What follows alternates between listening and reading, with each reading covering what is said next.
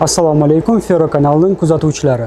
Bugun sizlar bilan Ferro Pro Plus elektrodlari bilan batafsil tanishtirib o'tmoqchimiz. Tohir aka, elektrod sifat deganda elektrod bo'yicha nimani tushunadi ko'p svarchiklarimiz? Svarchiklar elektrodda birinchi e'tibor beradigan joyi izolyatsiyasini uchida oqib qolgan joyi, keyin izolyatsiya metalli ochiq joyi bo'lishi kerak. Ya'ni prikosновение kiygan zahoti duga yonishni boshlash kerak. Shundan ko'p svarchiklarimiz uchiga izolyatsiyasiga e'tibor beradi. Qani treshinalari bormi izolyatsiyasida, qanaqa sifatmi? Ko'p joyda elektrodlarda treshina seziladi. Bizani hozir bu mana ferroda bitta ham naglas treshina sezilmayapti. Umuman izolyatsiyasi tinni boshlanishi dugaga boshlab beriladigan joyi konusning ochilgan, ya'ni anaqaga standartga polni javob beradigan holatda konus ochilgan. Sifati yaxshi, yomon emas. Xo'p, bularni izolyatsiyasini tushuntirib o'tib ketdik. Endi bitta ishlatib ish jarayonida ham ko'rsatib ko'ramizmi bunda? Hozir boshlanishiga listovoy shof quyib ko'ramiz.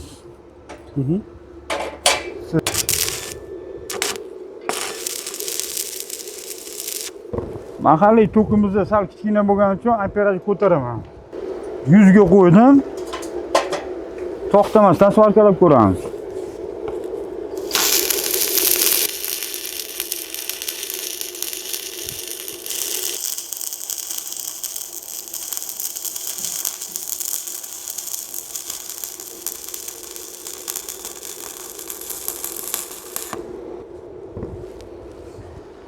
Elektrodimizning sifati, ishlash jarayoni yaxshi desa ham bo'ladi. Mana ko'rayotgan bo'lsangiz, uglубление. Xo'p, 2 mm dan sal ziyodroq uglубление izolyatsiya tashqarida turibdi. Ya'ni izolyatsiya oqib qolmagan, tomchiga o'xshab qolmagan. O'zi sifat darajasini mana shundan bilib olsak bo'ladi-da. Bo'lmasa tomchi bo'lib qolgan, osilib qolgan bo'lardi yoki yarmigacha metal chiqib yorilib yotgan bo'lardi. Izolyatsiyalarimiz yorilmagan.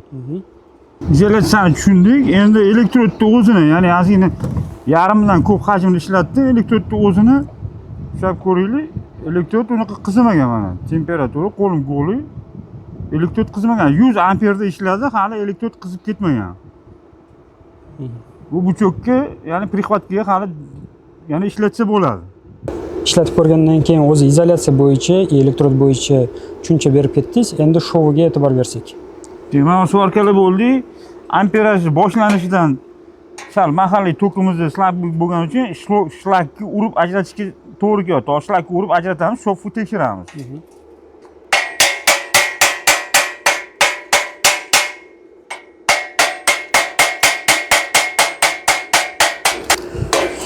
Shofni standart bo'yicha quyildi deya olmayman, lekin elektrod o'zini erishini, vaqtini, ya'ni ikkala tomonga bir xil metal yopishganini sifatini ko'rsatib turibdi. Shofi 50% tepadagi metalda, ya'ni gorizontalni turgan metalda, 50% vertikalni metalda.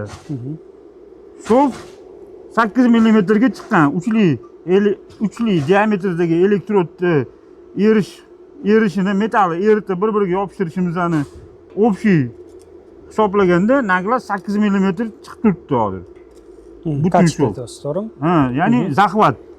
Ikkala metal zaxvatini bu yog'iga 4 mm, bu yog'iga 4 mm ko'rsatyapti taxminan naglas. Xo'p. Shlakni urib ajratishga majbur bo'lganim mahalliy tokimizda o'ynadi, ya'ni 90 pochkada 90 bergan bo'lsa, men 90 bilan boshladim. Qarasam kamlik qilishni boshladi. Yana 100 amperajga ko'tardim, o'shandan keyin o'sha ikkala tomonga yopishni boshladi. Xo'p, bu yerda endi biz nimani aytmoqchimiz? Bu 90 deb aytsa ham, baribir ishlatayotganda o'zi usta ham his qilib, ko'rib, agar tok yetarli bo'lmasa, bu yerda nastroyka o'zi svarishni apparatda ham tokni o'sha yerga ham e'tibor berish kerak.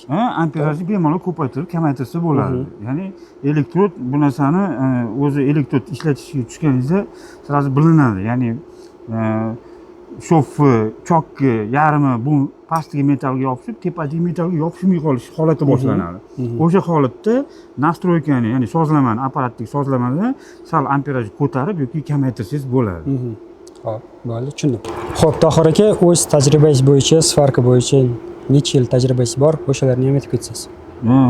Hozir o'sha umumiy holatda svarkada ishlab yurganimga 20 yildan oshdi. 2002-yil boshlaganman. Ya'ni gazosvarka, elektrosvarka, dugovoy, argonli, hamma svarkani, hamma sanaqa ishlarni boshlaganim 20 yildan oshdi o'zi. Orasida eng yoqimli, eng yaxshi ish, ya'ni eng qiyin joylarda ham qutqaradigan svarka turi bu elektrodlar bo'lyapti. Ya'ni bir xil joylarga borib qolasiz, na yoqqa bolgarka bilan ham kira olmaysiz, faqat qo'ldagi shotkangiz bilan kirib, zo'rg'a zangini tozalab yoki loyini tozalab, mana shu ishda elektrod bilan ishlasangiz bo'ladi. Ya'ni любой qiyinchiliklarni elektrod bilan hal qilsa bo'ladigan joylari bor-da. Boshqa apparatlar bilan u narsani qila olmaysiz. Uning uchun juda ham katta bir tayyorgarchilik qilish kerak bo'ladi. Xo'p, qiyinchilik deganingizda patolochniy svarka bu qiyin turiga kiradimi yo? Uni hamma ham qila olmaydi. U oson deb bo'lmaydi. U narsani patologiya nimaga desa, mana turibdi detal, uni pastidan svarkalashingiz kerak. Svarkalayotganingizda ham, ya'ni kesvarish mumkin emas. Kesvardingiz bo'ldi, ochilib ketadi, katta teshikka aylanadi. Yoki o'sha sifatsiz anaqa mahsulotga aylanib qoladi. Bu patologiya. Ya'ni tepaga qarab, tepadagi chokni svarkalash deyiladi. Keyin vertikal bor, ya'ni pastdan tepaga yoki tepadan pastga svarkalash. Uni ham oson deya olmayman.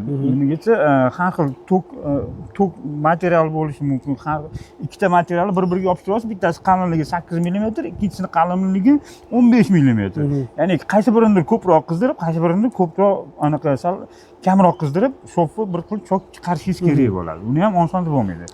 Eng osoni mana biz hozir bugun qildik, gorizontalni hisoblanadi. Ya'ni tayyor turgan metalni bir-biriga anaqa yopishtirdingiz, ya'ni prixvatga ushatib qo'ydingiz, tepadan bemalol xohlasangiz yoni bilan tepadan bemalol qilsangiz bo'ladi. Bu eng osoni hisoblanadi. Elektrodlarning ichida 3li, 4li, 5li, 2,5 elektrodlar ham bor. Xohlaganingiz bilan xohlaganingizcha ishlashingiz bo'ladi. Ya'ni bu bizda perimenkani ishlatyapmiz, postoyankalarda ham xuddi shunaqa qilib ishlatsangiz bo'ladi. Aytgancha, bu elektrodlarimizni i perimenkada ham, i postoyankada ham ishlatsa bo'ladi. Xo'p, bo'lmasa hozir patolochni haqida aytib ketdik. Patolochnini o'sha tarafda hozir bitta tekshirib ko'rsak, bitta svarka qilib, o'sha sifatini, shovini tekshirib, obunachilarimizga ko'rsatib ketsak. Ishlash jarayonini yana ishlab bo'lgandan keyin qanaqa chiqqan. Mana hozir patolochniy svarkaga 3 mm qalinlikda list tayyorladim. Ikkalovining bir-biriga prixvatga qilaman. Nimaga 3 mm? Ya'ni eng ingichkasi elektrod ham 3li. Shuning uchun bundan-da yuqqa metal qiladigan bo'lsam, patolochniyda juda ham to'xtash kerak bo'ladi, to'xtab ishlash kerak bo'ladi. Shuning uchun o'zinikini diametr elektrodda 3 mm bo'lgani uchun qalinligi metalni ham 3 mm lik qilyapman. Hozir prixvatga qilib olamiz. Tak. Detalni patolochniy svarkaga tayyor qilib prixvatga qilib qo'ydim. Yana o'shanda pochkada 90 amperaj ko'rsatgan mahalliy tokimizni sal slabiyroq qilyapti dedim. Shuning uchun men o'zini yana 90 ga qo'yib boshlab ko'raman. Qani nima ko'rsatadi? Agar kamlik qilib shofim ikkita metalli, ya'ni bittasiga 50%, ikkinchisiga 50% yopishmasdan, bittasiga 90%, ikkinchisiga 20% yopishadigan bo'lsa, to'xtataman deb boshqatdan amperajni ko'tarib ko'raman. 90 ga qo'ydik, ishni boshlab ko'ramiz.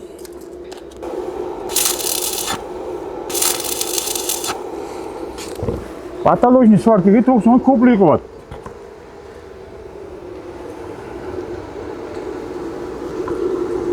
Kamaytiramiz, 70 ga qo'yib ko'raman. Ya'ni to'xtatmasdan svarkalashga moslashtiryapman. Uzmasdan, to'xtamasdan svarkalashga.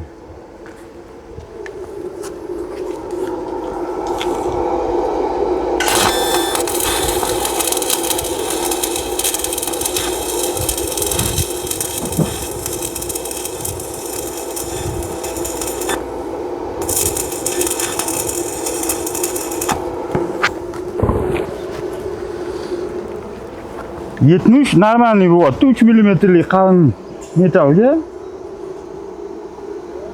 uzmasdan svarkalashga. Hozir buni shlaklarni urib sifatini ko'ramiz.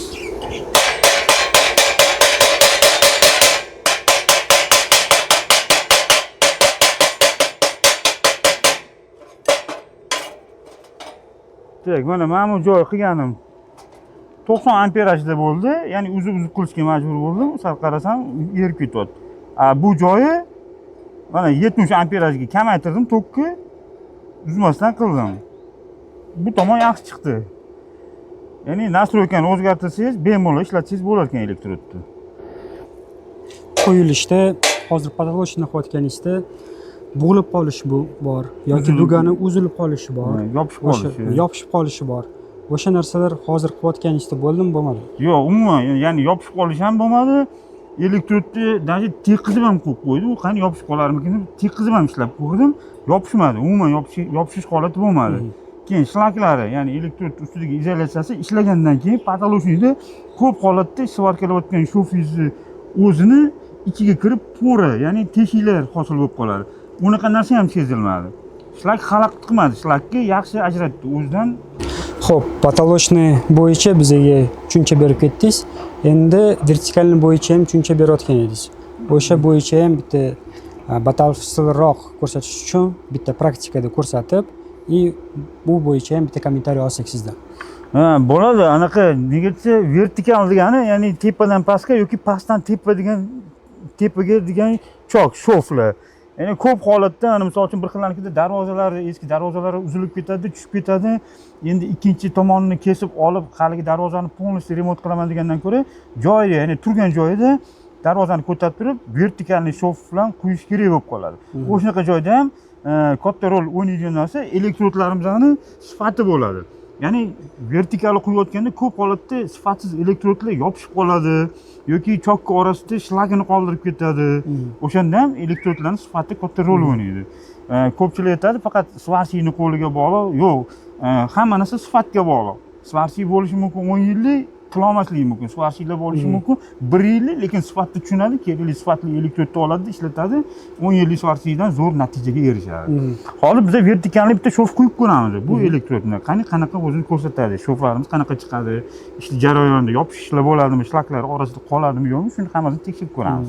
Xo'p.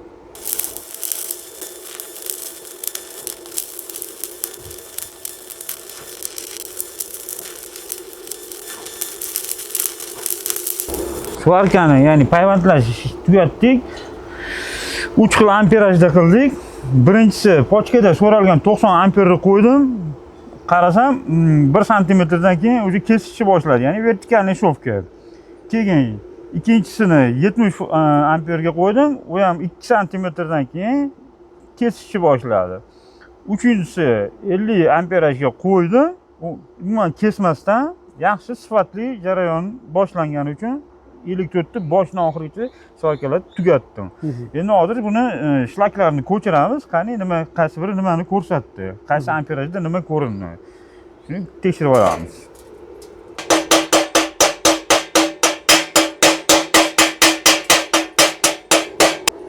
amperajda даже shofi, ya'ni sifatini germetichni hisoblasa ham bo'ladi. Ya'ni suvda turgan tok anaqa ishlagan trubalarga qo'ysangiz bo'ladi.